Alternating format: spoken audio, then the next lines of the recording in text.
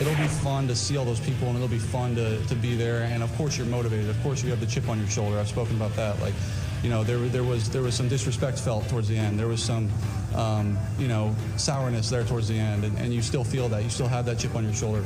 But at the same time, when the game starts, if I let any of that come into how I'm going to play the game, it'd be selfish, and I'm going to play the game just how I would any other game. And to be honest, I'm not worried about feeling some type of way once the game starts. I really don't. Jared Goff actually should be feeling grateful. The Rams paid him $33.5 million a year when they never should have done it. And dollar for dollar, I think he's as overpaid as any quarterback in the NFL right now. That's just my personal feeling. No offense, Jared. You've got millions of dollars that you can use to help you get over any upset that my opinion may cause. But the reality is the Rams couldn't wait to get rid of him, Chris. After 2 seasons, 18 months after giving him that contract, they could not wait to get rid of him by the end of the 2020 season. And now, Week 7, the Lions 0-6, the Rams 5-1. They get together again, and they know him as well as anyone. They know his strengths, they know his weaknesses, and you got a bunch of guys on that defense, especially 99. They can't wait to finally have a shot at the guy who wore the red jersey all those years at practice. Yeah, no doubt. There's no doubt. And, you know, again, it is into the tale of, like, you know, a little bit we talked about with Tua early on in the show with, you know, Alabama and everything there. You couldn't tell people at first that Jared Goff wasn't a top 10 quarterback. Wait, the Rams are winning. Wait, they went to the Super Bowl. I want to go, no, they would have won a lot more and probably won the Super Bowl if they had a quarterback that was top 10-ish. That's where people miss out, you know, on those conversations. They were playing a game and playing a style of football and managing their quarterback. And they could do that because they had a smart coach and a really talented team around him. But there was very few instances throughout his whole time in L.A. where it was, man, we need you to play big today, or we need you to make a few throws here and there. I mean, there's a very, very few instances. And, you know, you can see the difference in their offense already right away with the guy like Matthew Stafford. Now you go, oh, crap. The Rams are coming to town with McVay and Stafford, and we don't know how many haymakers they're going to throw at us today. I remember the moment was in Super Bowl 53, the first half. They ran that play where Robert Woods ran the underneath crosser and Brandon Cooks popped wide ass open, and Goff threw it to Woods. Now, Woods was open too, but he had a touchdown if he had thrown the ball. Yeah, if he just read the play the right way. Yeah. They come back after halftime, after that 30-minute halftime, when I presume they said, hey, we're going to do this again at the right moment, and Cooks is the guy, and Goff saw him too late, threw a bad ball. They would have won the Super Bowl, I think, if he completes that pass. And I think that was the moment for me where I said, okay, you can do better, Los Angeles Rams. The problem is they didn't have that realization for a couple of years after that because they paid him the big contract just a few months after that game. Yeah, well, they got stuck in a tough spot of California kid, public pressure, we're doing good. McVay probably feeling like, hey, I'm good enough to make it work with this guy. No big deal. I'll figure it out. Everything had been successful to that point. So, you know, and he was their you know, their guy, their first pick of the draft. So they wanted to justify, like, look what we did.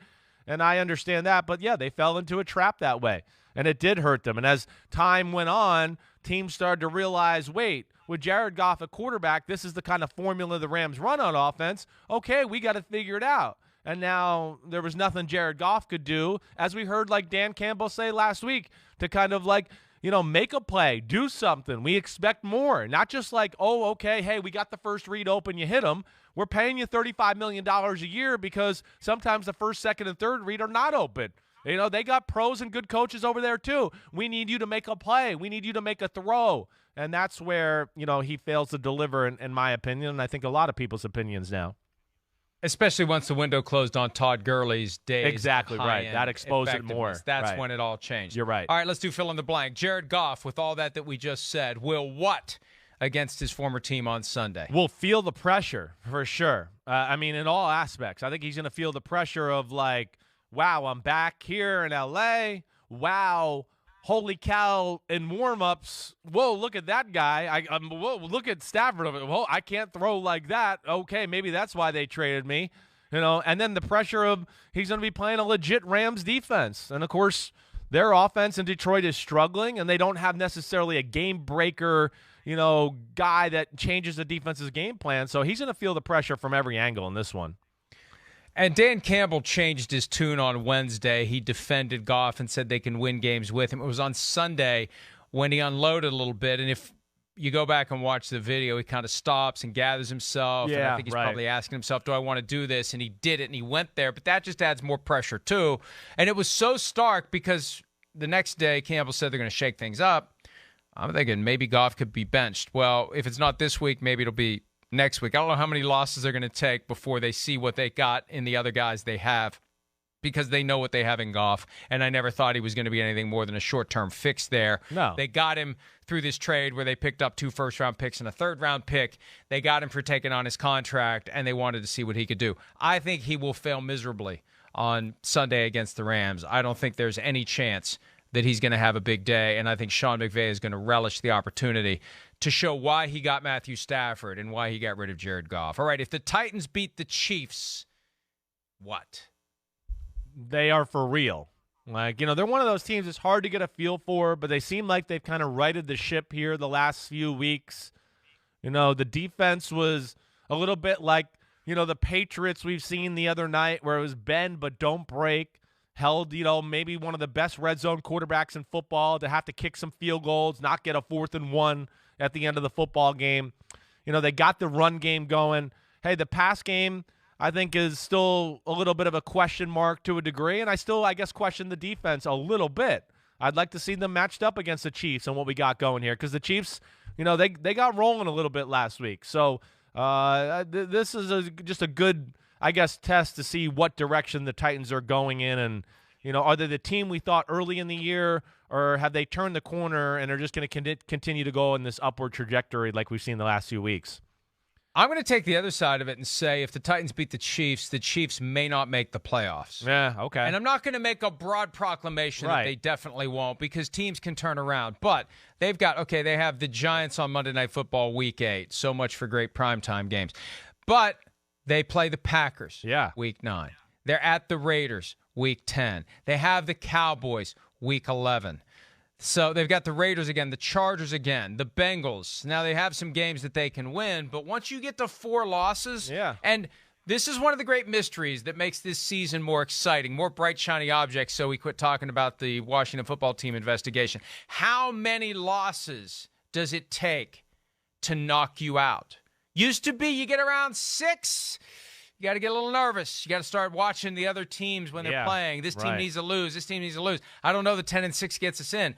Well, I don't know. Is it 10-7 this year? Is that the magic number? Might be. Or is it 11-6? I don't know. But 4 losses before Halloween, the Chiefs, 4 losses before Halloween, the alarms will be going off if the Chiefs lose this game, Chris. Yeah, no, you're right about that.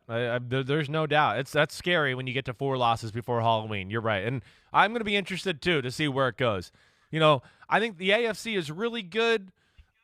Maybe the top group of teams is not as good as completed teams as I really would have thought. I guess maybe just a little lesser than in that capacity, but man, it's still good. And this is one of those years, Mike, where as we go on, they're going to kind of beat each other up and beat each other, and where we might have a bunch of teams sitting here, at the end of the year that are 9-8 and might tiebreakers come down into who gets in the playoffs, who doesn't. It does change the season for sure, and your thought process with this one extra game. It really does.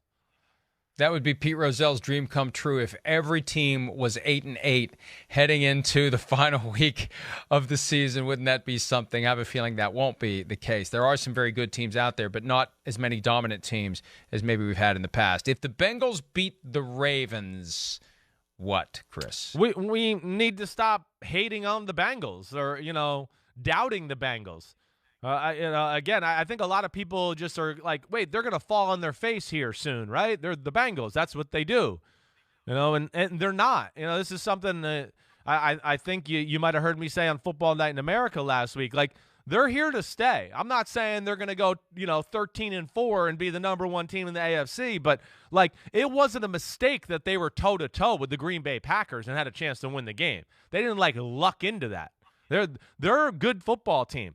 Are they a great football team? I don't know about that. I think it's still a work in progress. But, offensive line, solid. You got a quarterback who continues to get better and better and healthier every week, and he's a superstar when he gets back to healthy. You got a superstar receiver.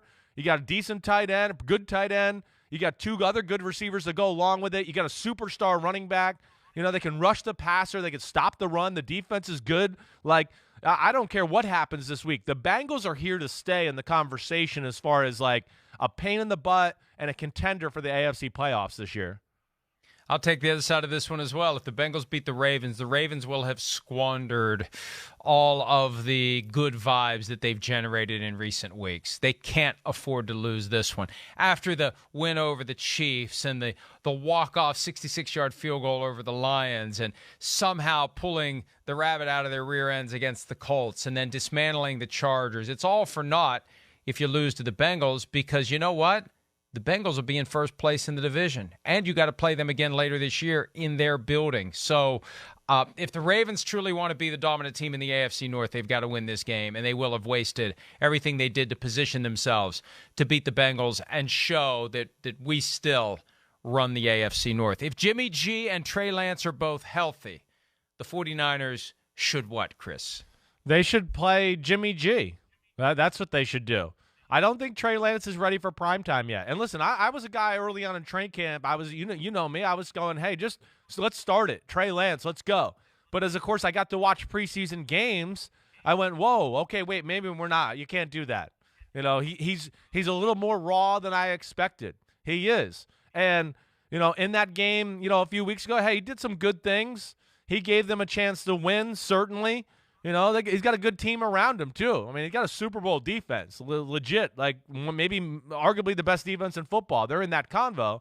But, he is still raw. He was this close to making, 5 other mistakes and interceptions or strip sacks in that game, let alone he got hurt, and he's lucky he didn't get hurt worse. And that's where I would be scared about it. And honestly, I think they need Jimmy G right now because they need the threat of the drop-back pass offense to a degree to help out the run game. With Trey Lance in there, you can always just go, stop the run, stop the run, stop the run. We know there's going to be a few play-action passes. We'll be ready for that. But I think it gives you actually a little less to think about, where with Jimmy G, there's a little bit more to prepare for right now until Trey Lance, of course, gets a little more polished and becomes more comfortable and better just playing quarterback in the NFL. Easy answer for me. If they're both healthy, the 49ers should play Jimmy Garoppolo until he gets injured again, because he will.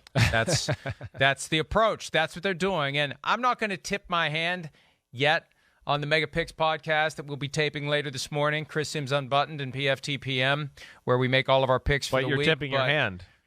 Colts 49ers. No, it's one of it could be, I don't know what the spread is, but I'm with you, Mike. That could be one of the upset games of the week. I would think the 49ers are favored, but yeah, I'm here. I hear you.